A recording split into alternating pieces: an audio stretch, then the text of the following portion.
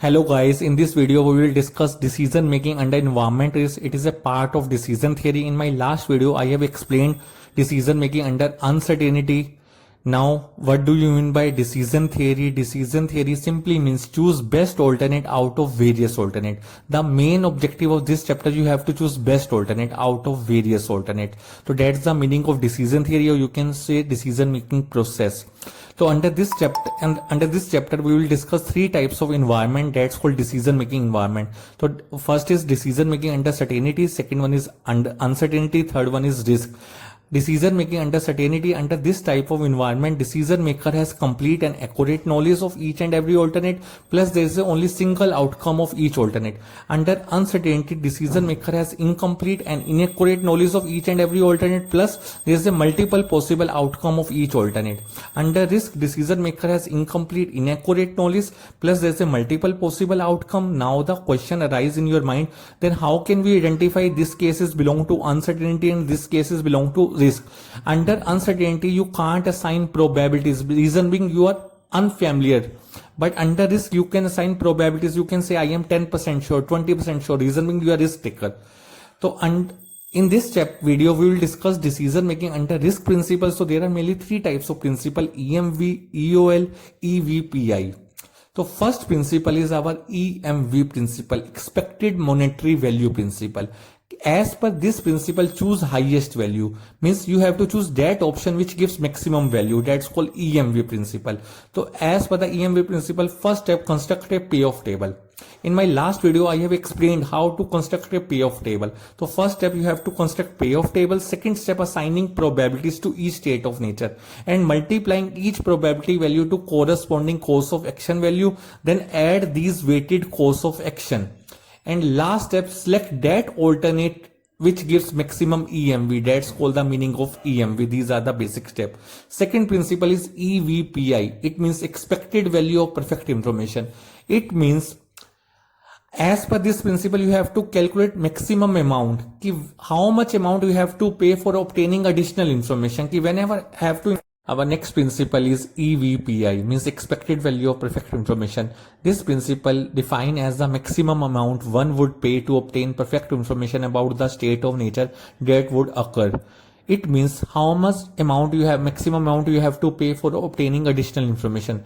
Now the question is how to calculate this principle. There is a simple formula. This principle is totally dependent upon your EMV principle, and you are well known how to calculate EMV. The formula is EPPI minus maximum EMV.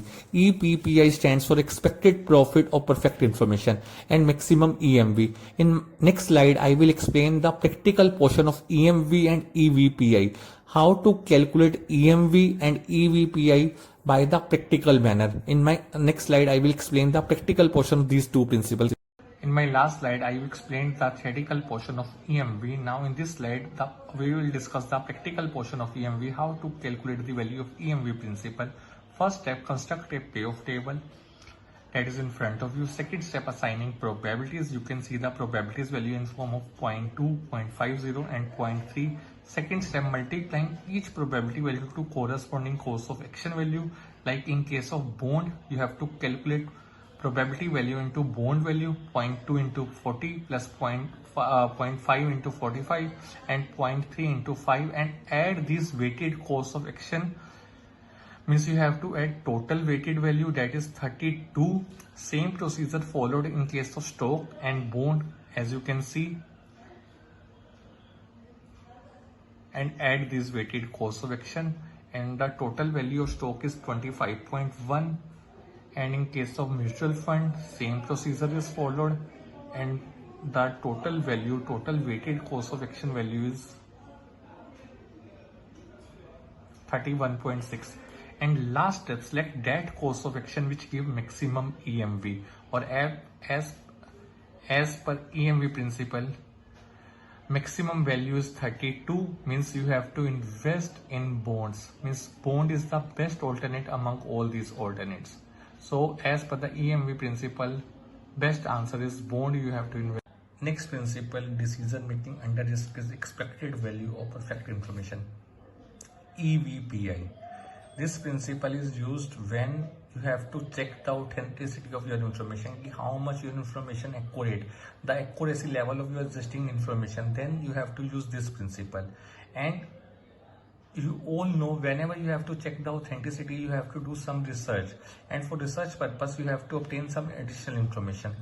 So as per this principle, you have to calculate the maximum payment for obtaining additional information, means how much amount you have to pay for obtaining additional information. Then you have to calculate this principle, and the formula of this principle, it is a difference between expected value with perfect information and expected value without perfect information.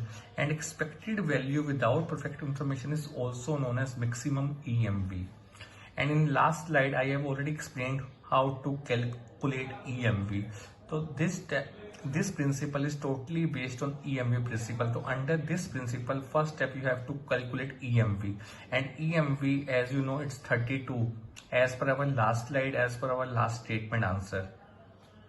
Now in this chapter, in this slide, we have to calculate expected value without perfect information. The formula is probability value into corresponding highest value in first column. Identify the